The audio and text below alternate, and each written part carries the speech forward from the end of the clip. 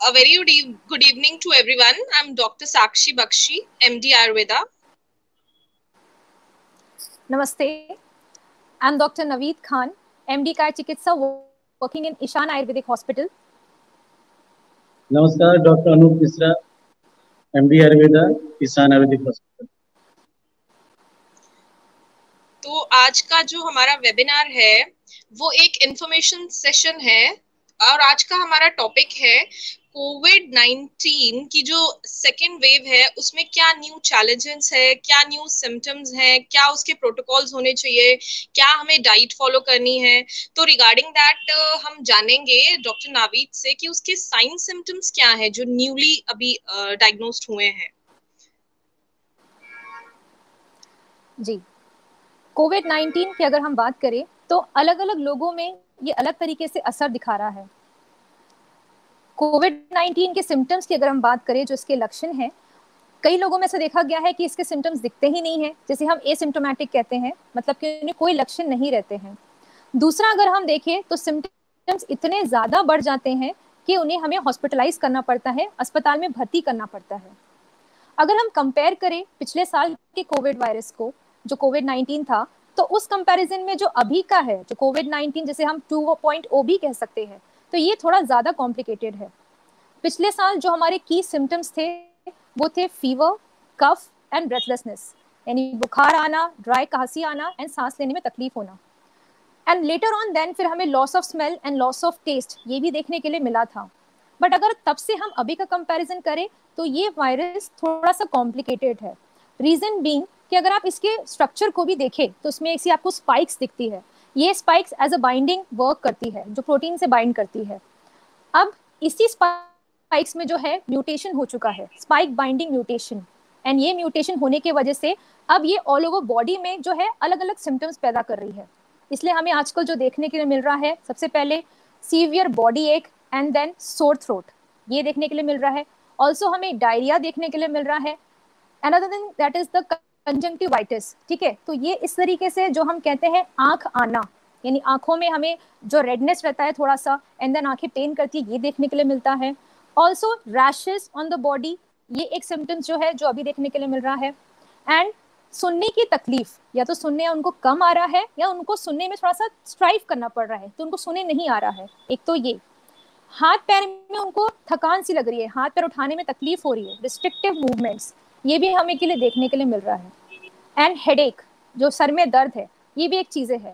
तो यही बात हो गई है कि इन सारे सिम्टम्स में से अगर हमें कोई भी एक सिम्टम दिख रहा है, दैट मीन्स कि हमें टेस्ट कराना पड़ेगा, जो कि है RT-PCR टेस्ट। तो पहले ये था कि फीवर आ गया हमें कोरोना वायरस से, ये था। बट अभी जो मैंने आपको जितने सिम्टम्स बताए हैं, ये सारे सिम्टम्स में से अगर हमें कुछ भी सिम्टम एक भी मिले तो हमें कोविड हो सकता है, इसलिए हमें टेस्ट कराना जरूरी है। आगे मैं डॉक्टर अनूप सर से जानना चाहूंगी कॉम्प्लिकेशंस इस न्यू कोविड को लेके। सामान्य लक्षण जब प्रभित अवस्था में होंगे तो कॉम्प्लिकेशंस बढ़ते हैं, और कोविड-19 का जो कॉम्प्लिकेशन इस समय सबसे ज्यादा देखा जा रहा है वो pneumonia like, influenza like illness, जिसमें हम जब निदान कर रहे हैं तो CT स्कैन में आप देख रहे होंगे CT काउंट कर रहे हैं। अलग अलग लोब्स होते हैं हमारे लंग्स के, उसमें अलग अलग कॉलोनीज बना देते हैं।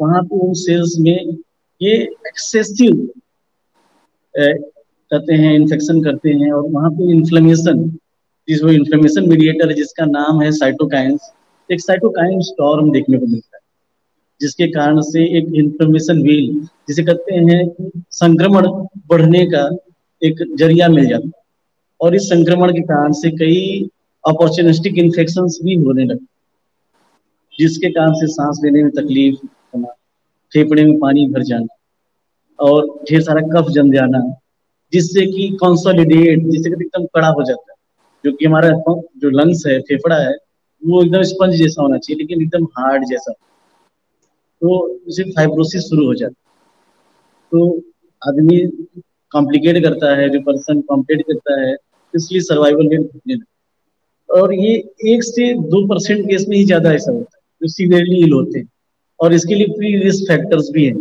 अगर डायबिटीज के पेशेंट, किडनी की कोई बीमारी है, उससे हाइपरटेंशन की कोई बीमारी है, तो ज्यादा प्रिवेल करते हैं इस बीमारी। तो इसको हमको समझना होगा और सिम्टम्स को कैटेगराइज करना पड़ेगा माइल्ड, मॉडरेट और सीवियर कैटेगरी में।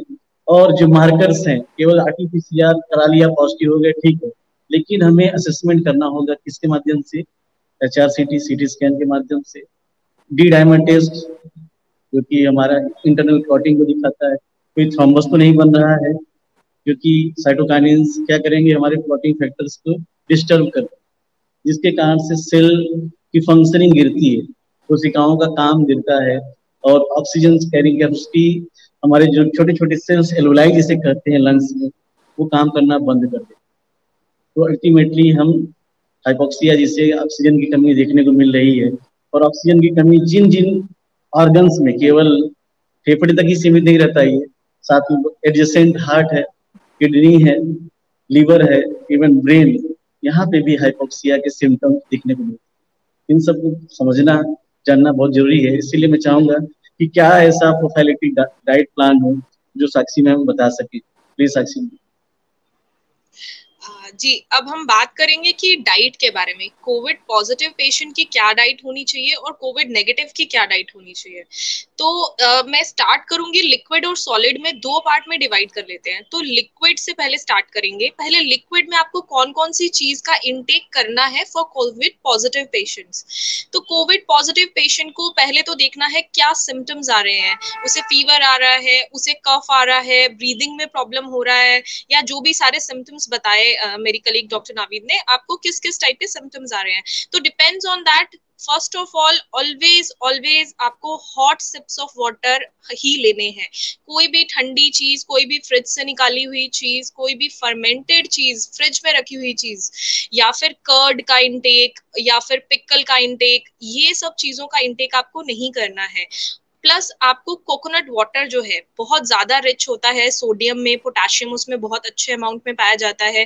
कोमॉर्बिडिटीज हैं आपको कोविड पॉजिटिव होने के साथ साथ, हाइपरटेंशन है, डायबिटीज है, तो उसमें हाइपरटेंशन में स्पेशली आपको कोकोनट वाटर जो है वो बहुत हेल्पफुल रहता है।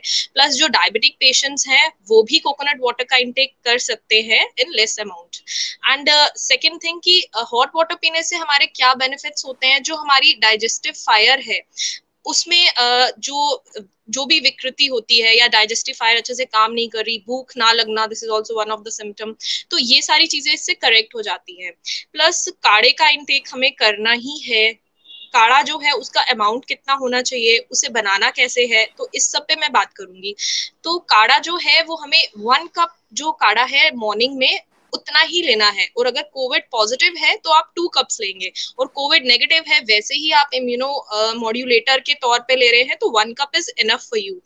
और काढ़ा जो है वो बनाना कैसे है और उसमें क्या क्या कंटेंट होने चाहिए, उसमें हल्दी होनी चाहिए, सौंठ रहती है हमारे घर पे, आपको काली मिर्च है, इलायची है, दालचीनी है, ये सब चीजें आपको किचन में ही अवेलेबल हो जाएंगी। तो इससे आपको ये सब आपको लेना है, और आप उसको जैसे चाय पीते हैं, मॉर्निंग टी होती है, उसी तरह से आपको इसका इंटेक करना है। वैसे ही बॉईल करके जब आधा रह जाएगा तो छान के उसको पी लेना है, हाफ कप आप पी सकते हैं।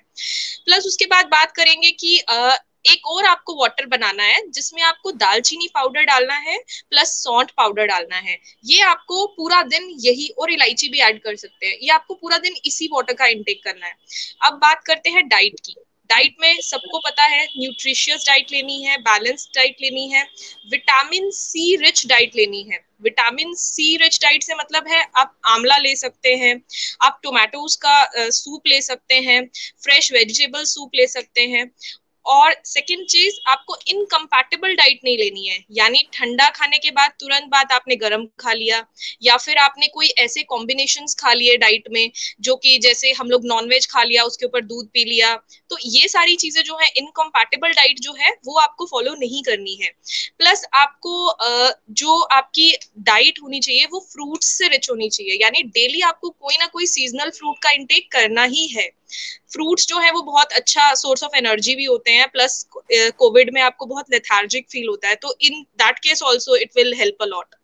उसके बाद आपको नेक्स्ट क्या है, गार्गल्स करने हैं। जब भी आप बाहर जा रहे हैं, सपोज अगर कुछ भी अर्जेंट वर्क के लिए, तो वापस आके हॉट वाटर गार्गल्स आपको जरूर करने हैं। प्लस आपको रात को एक हल्दी वाला दूध जो कहते हैं, गोल्डन मिल्क जो है, दैट शुड बी टेकन। अब इसमें कंफ्यूजन ये है कि खांसी आ रही है तो दूध तो नहीं पी सकते, but cow milk is safe. Cow milk आप हल्दी डाल के, टेंच ऑफ हल्दी डाल के रात में आप उसको इनटेक जरूर करिए, that is very brilliant. And second, एक और चीज मैं मेंशन करना चाहूंगी कि इस टाइम पे बहुत ज्यादा डिप्रेशन बढ़ता है, घर पे ही रह रहे हैं, कुछ और एक्टिविटीज नहीं है करने को, तो हमेशा stay positive and stay healthy. और जितना हो सके न्यूज चैनल बिल्कुल कम देखिए, अपना मेडिटेशन करिए, योगा के पोस्चर्स हैं, योगा आप देखिए, कैसे हम लोग सूर्य नमस्कार है डेली, उसको करिए फॉलो। प्लस अपने जो भी लव्ड वंस हैं उनसे बातें करें, अच्छी अच्छी बातें करें, पॉजिटिव एनर्जी आप में आए। तो पॉजिटिविटी इस टाइम पे बहुत इंपॉर्टेंट है डाइट के साथ साथ, क्योंकि आयुर्वेदा में भी कहते हैं, WHO की भी डेफिनेशन है कि जो हेल्दी बॉडी है और हेल्दी माइंड है, that is the definition of health. तो दोनों चीजों का इक्विलिब्रियम होना इज वेरी इंपॉर्टेंट। तो आई सजेस्ट कि बिल्कुल पॉजिटिव रहे, एकदम पॉजिटिव वाइब्स आनी चाहिए, एकदम खुश रहे। तो that's all for today.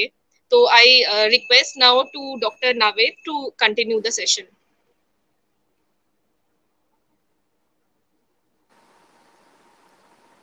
Yes, thank you ma'am. तो सेफ्टी मेजर्स की अब हम बात करेंगे। अभी आप देख रहे हैं 1 साल के ऊपर हो गया, हम सेफ्टी मेजर्स के बारे में जानते ही हैं। अभी थोड़ा और उसको डिस्कस कर लेते हैं। सरकार ने इस चीज़ों को प्रमोट करने के लिए एक SMS चालू किया है। तो आपको हर किसी से अब पूछना है कि SMS किया क्या। तो क्या है ये SMS, इसे जानते हैं।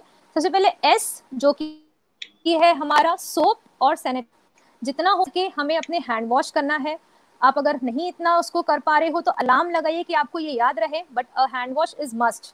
एंड सैनिटाइजर, जितना हो सके सैनिटाइजर भी यूज करिए पूरा, जब तक कि वो आपको डिसॉल्व ना हो जाए तब तक आपको उसको हाथ में इसको स्क्रब करना है। इसलिए S फॉर सोप और sanitiser. Then the M stand for mask. Mask आपका ना आपके नाक के नीचे होना चाहिए, ना आपके चिन के नीचे, ये बराबर आपका पूरा ऑल ओवर माउथ को इसने कवर करना चाहिए। तो इस तरीके से आपको मास्क का इस्तेमाल करना है। And last is the social distancing, S। So social distancing, आप कितना भी मास्क पहनिए, आप कितना भी सैनिटाइजर लगाइए, but still social distancing is very important. 1 metre gap आपको दूसरे के बीच में रखना ही है ताकि आप इस संक्रमण से बच सके। इसलिए जितना हो सके ये SMS फॉलो करिए एंड लोगों से पूछिए कि SMS किया क्या। Another thing is that कि हम जब घर में रह रहे हैं तो घरों के विंडोज को ओपन रखिए, वेंटिलेशन रहना चाहिए घरों में हमारे। ऑल्सो अगर हम खांसते हैं तो कभी भी हमें डायरेक्ट नहीं खांसना है, हमें हमेशा या तो एल्बो के नीचे खांसना है या नी के नीचे। That is the best thing जो हमें ये संक्रमण से बचा। अगर हमें डोर भी ओपन करना है तो अपने एल्बो से ऐसा करते हुए डोर ओपन करके देन फिर आप अंदर जाइए। अगेन दिस इज गुड कि आपके हैंड्स फ्री रहेंगे इससे। ऑल्सो अगर हम कर रहे हैं काढ़े की, यस काढ़ा सुन रहे हैं कि काढ़ा हमें खाना है, लेकिन काढ़े को हमें इतना भी नहीं लेना है कि उससे हमें दूसरी कॉम्प्लिकेशंस शुरू हो। जैसे आप लोग समझते हैं एक बीमारी को ठीक करने हमें दूसरी बीमारी को नहीं बढ़ाना है। लिवर डिसऑर्डर हो जाते हैं अगर ज़्यादा हम काढ़े का इस्तेमाल करें तो। सो 1 और 2 टाइम इज़ इनफ, लेकिन उससे ज़्यादा हमें बिल्कुल काढ़े को नहीं लेना चाहिए। तो ये कुछ सेफ्टी मेजर्स हैं जो हमें इस्तेमाल करना चाहिए। हैंड वॉश करिए डालने से पहले एंड मास्क पहनने से पहले, तो इस चीज़ को फॉलो करें। तो ये हमारे कुछ सेफ्टी मेजर्स थे। अब मैं डॉक्टर अनूप से रिक्वेस्ट करूंगी कि हमारे एडवांस आयुर्वेदिक प्रोटोकॉल्स के बारे में हमें थोड़ा सा गाइडेंस दें। मैडम ने बताया प्रोफाइलेक्सिस तो हमको करनी है। प्रोफाइलेक्सिस में मैम ने इम्यूनिटी बूस्टर को बताया, न्यूट्रास्यूटिकल्स का भी प्रयोग कर सकते हैं हम, जिसमें आजकल विटामिन बी, सी, डी ऐसे प्रोडक्ट के लिए जो ऑर्गेनिक सोर्सेज से बने, क्योंकि ऑर्गेनिक सोर्सेज कई रिसर्च में प्रूव हो चुका है कि उनकी बॉडी में एब्जॉर्प्शन ज्यादा हो। तो न्यूट्रास्यूटिकल्स का प्रयोग करिए। कई ऐसे हर्ब्स हैं जो एंटी इन्फेक्टिव हैं। सबसे बड़ा एग्जांपल तुलसी का, गुरुची का, कई रिसर्चेस प्रूव हो चुके, अश्वगंधा का। इनमें सबसे अच्छी एंटी इन्फेक्टिव प्रॉपर्टी, इसका प्रोफाइलेक्सिस में प्रयोग कर सकते। मैम ने बोला कि stress one of the factor, panicness is one of the factor. कितने लोग की डेथ हो रही, कितने लोग, इस न्यूज से बचिए, योग करिए, प्राणायाम करिए। एक जो भी है ब्रेन टॉनिक लीजिए, चाहे ब्राह्मी लीजिए, चाहे अश्वगंधा लीजिए, चाहे शंखपुष्पी लीजिए, एक लेते रहिए। और साथ ही साथ योग, प्राणायाम, आसन, मेडिटेटिव आसन, ध्यानात्मक आसन जिसे कहते हैं, सिद्धासन में बैठ के 10 मिनट केवल अपने बाकी चीजों से माइंड को स्केप करिए और ध्यान लगाइए, आपको बहुत अच्छा मिलेगा, पॉजिटिविटी आएगी। अगर इन्फेक्शन हो गया तो घबराने की जरूरत नहीं है, माइल्ड केसेस हैं, तुरंत ही मेडिकल कंसल्टेशन लीजिए पॉजिटिव आने पे। और आयुर्वेद इटसेल्फ प्रूवन हो चुका है कई रिसर्चेज में कि माइल्ड केसेस में आयुर्वेद का जबरदस्त रिजल्ट है, जिसमें आरोग्य संजीवनी काढ़ा हमारे कॉलेज का जो निर्माण है उस आयुष काढ़ा का प्रयोग कर सकते हैं। एडवांस आयुष काढ़ा है, 13 इंग्रेडिएंट मिले हुए हैं उसमें। सनसमनी वटी गुरुची घन सत्व का सबसे अच्छा प्रोडक्ट है, उसका प्रयोग कर सकते हैं। साथ ही साथ त्रिभुवन कीर्ति रस, अगर बुखार आ रहा है तो त्रिभुवन कीर्ति रस ले सकते हैं। सर्दी जुकाम खांसी आ रही है तो महालक्ष्मी विलास रस का प्रयोग कर सकते हैं। लेकिन मैं हमेशा ध्यान दूंगा कि आप जब भी इनकी मात्रा हो, वह आयु और स्त्री पुरुष बच्चा इस सब का ध्यान, पूरा प्रकृति का ध्यान करने के लिए एक मेडिकल कंसल्टेशन जरूर करें। इसके लिए हमारे कॉलेज के द्वारा, हमारे संस्थान के द्वारा ऑनलाइन कंसल्टेशन की व्यवस्था ऑलरेडी चल रही है। नीचे हमारे आप साइट विजिट करके नंबर भी ले सकते हैं। वीडियो कंसल्टेशन भी हम लोग शुरू करने जा रहे हैं, जिसकी गूगल मीटिंग की आपको आईडी भी मिल जाएगी, जिससे आप कनेक्ट करके हम से आप ले सकते हैं। ज़्यादा घबराने की जरूरत नहीं है, पैनिक नहीं होने की जरूरत है, बस सही समय पे सही उपचार की जरूरत है, जिससे हम mild cases 80 to 90% cases mild हैं, जिससे हम घर बैठे अच्छे इलाज से, अच्छे परामर्श से हम इसे दूर कर सकते हैं। अगर मॉडरेट आ रहा है, मॉडरेट केसेस आ रहे हैं, जैसे सैचुरेशन गिरने लग रहा है, ऑक्सीजन कैरिंग कैपेसिटी बॉडी की कम हो रही है, सांस फूल रही है, उसमें भी तुरंत ही पैनिक नहीं होना है। कई ऐसे आयुर्वेदिक उपचार हैं जिसमें लौंग, तुलसी, कपूर, इन सब का पोटली बना लीजिए। और इसके भी लिए हमारे इस कॉलेज से आप, हमारे संस्थान से आप, हमने एक इनहेलर बनाया है, उसका प्रयोग आप कर सकते हैं, जिससे कि आपका जो चेस्ट कंजेशन है, जिसके कारण से आपकी ऑक्सीजन कैरिंग कैपेसिटी गिर रही है, वो इम्प्रूव हो। साथ ही मैंने बताया कि आपको टेस्ट जो करने हैं वो टेस्ट करके मार्क कर लीजिए कि कितना हमारी इन्फेक्शन की रेट है, क्या हमें हॉस्पिटलाइज होने की गरज है, क्या आवश्यकता है, क्या इसको देख लीजिए। और निरंतर मॉडरेट केस में कहूँगा कि अगर आपको लगता है कि आयुर्वेद के साथ साथ मुझे मॉडर्न पैथी की भी थोड़ी सी सहायता चाहिए, तो उनसे भी कंसल्ट जरूर करिए। अपने से इलाज मत करिए, पैनिक मत होइए, इधर उधर भागने की जरूरत नहीं है। लक्षणों को समझना है, इलाज को समझना है, और इस रोग से मैं कहूँगा कि 95% लोग एकदम आसानी से ठीक जाते हैं। 1 से 1.5% ही मॉर्टेलिटी, इसलिए घबराने की जरूरत नहीं है। मिस हैपनिंग होती है, लेकिन हम सब हैं आपके साथ। इसलिए मैं आखिरी में यही कहूँगा, स्टे हेल्दी, स्टे सेफ। धन्यवाद। Stay healthy, stay safe. Stay healthy, stay safe.